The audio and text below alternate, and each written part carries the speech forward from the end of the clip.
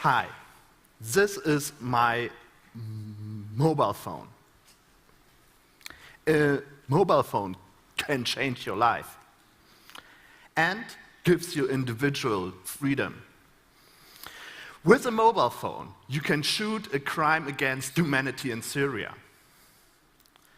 With a mobile phone, you can tweet a message and start a protest in Egypt.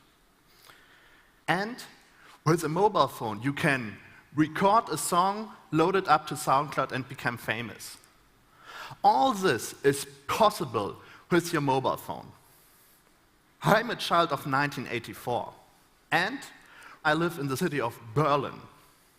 Let's go back to that time, to this city. Here you can see how hundreds of thousands of people stood up and protested for change. This is autumn 1989. And imagine that all those people standing up and protesting for change had a mobile phone in their pocket. Who in the room has a mobile phone with you? Hold it up. Hold your phones up. Hold your phones up. Hold it up. An Android, a BlackBerry. Wow, that's a lot. Almost everybody today has a mobile phone. But today I will talk about me and my mobile phone and how it changed my life. And I will talk about this. These are 35,830 lines of information, raw data. And why are these information there? Because in the summer of 2006, the EU Commission tabled a directive. This directive calls Data Retention Directive. This directive says that each phone company in Europe, each internet service company all over Europe, has to store a wide range of information about their users. Who calls whom? Who sends whom an email? Who sends whom a text message? And if you use your mobile phone, where you are. All these information are stored for at least 6 months up to 2 years by your phone company or your internet service provider. And all over Europe, people stood up and said, we don't want this. They said, we don't want this data retention. We want self-determination in the digital age, and we don't want that phone companies and internet companies have to store all this information about us. There were lawyers, journalists, priests, they all said, we don't want this. And here you can see like 10,000 of people went out on the streets of Berlin and said, freedom, not fear. And some even said, this would be Stasi 2.0. Stasi was the secret police in East Germany. And I also asked myself, does it really work? Can they really store all this information about us every time I use my mobile phone? So I asked my phone company, Deutsche Telekom, which was at that time the largest phone company in Germany. And I asked them, please, send me all the information you have stored about me. And I asked them once, and I asked them again, and I got no real answer. It was only blah, blah answers. But then I said, I want to have this information, because this is my life. You are protocolling. So I decided to start a lawsuit against them, because I wanted to have this information. But Deutsche Telekom said, no, we will not give you this information. So at the end, I had a settlement with them. I put down the lawsuit and they will send me all the information I asked for. Because in the meantime, the German Constitutional Court ruled that the implementation of this EU directive into German law was unconstitutional. So I got this ugly brown envelope with a CD inside. And on the CD, this was on. 35,830 lines of information. And first I saw it and I said, okay, it's a huge file, okay. But then after a while I realized, this is my life. This is 6 months of my life into this file. So I was a little bit skeptical, what should I do with it? Because you can see where I am, where I sleep at night, what am I doing?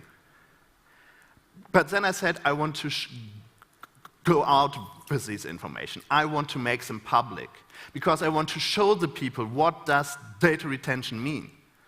So together with Site Online and Open Data City, I did this. This is a visualization of 6 months of my life. You can zoom in and zoom out, you can wind back and fast forward. You can see every step I take. And you can even see how I go from Frankfurt by train to Cologne, and how often I call in between. All this is possible with this information. That's a little bit scary. But it is not only about me. It's about all of us.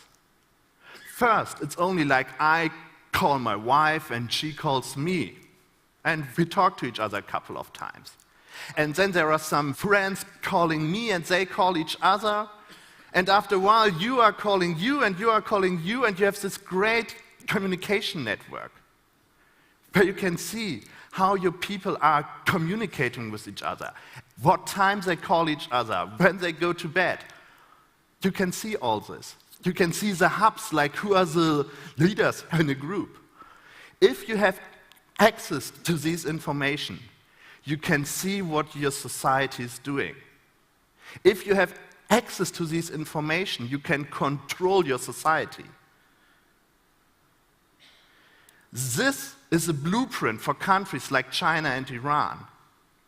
This is a blueprint how to survey your society, because you know who talks to whom, who sends whom an email. All this is possible if you have access to this information. And these information are stored for at least 6 months in Europe, up to 2 years.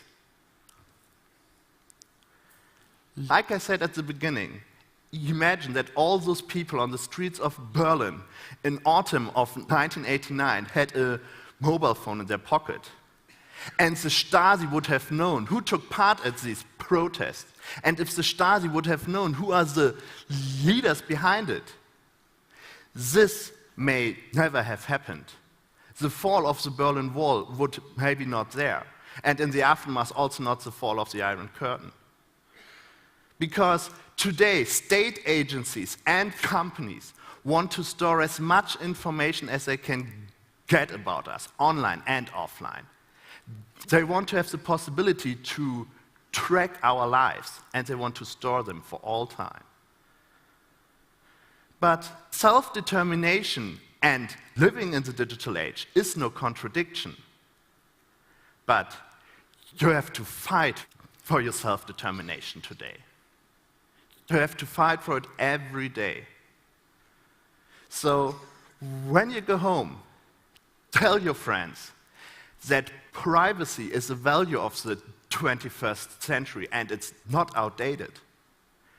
When you go home, tell your representative, only because companies and state agencies have the possibility to store certain information, they don't have to do it. And if you don't believe me, ask your phone company what information they store about you. So, in the future, every time you use your mobile phone, let it be a reminder to you that you have to fight for self-determination in the digital age. Thank you.